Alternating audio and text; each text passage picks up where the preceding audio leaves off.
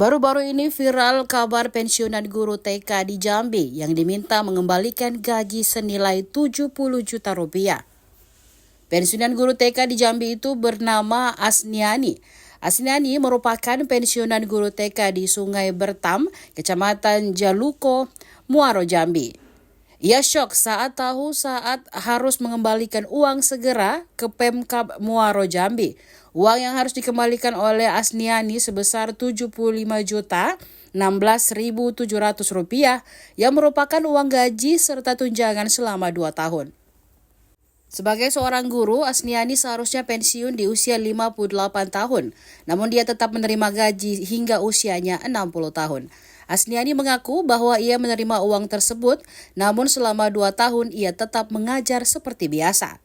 Ia mengatakan tak pernah diberitahu oleh siapapun jika batas usia pensiun guru adalah 58 tahun.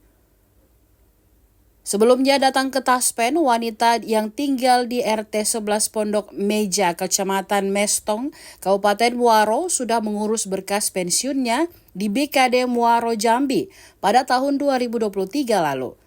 Namun pengajian tersebut tidak direspon oleh pihak BKD dan itu mengendap hingga 2024. Beberapa bulan lalu ia kembali menanyakannya ke BPKD soal berkas yang sudah dimasukkannya tahun lalu.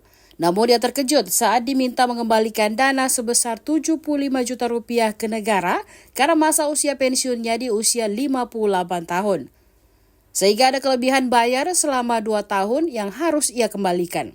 Anehnya, pemerintah tidak langsung menghentikan gaji guru tersebut saat usianya 58 tahun. Ia telah menyampaikan tak sanggup untuk membayar uang 75 juta rupiah ke Pemkab Muaro, Jambi. Ia menyebut bukan kesalahannya sepenuhnya karena pihaknya tidak mendapatkan informasi yang jelas dari pihak BKD. Download Tribun X sekarang, menghadirkan lokal menjadi Indonesia.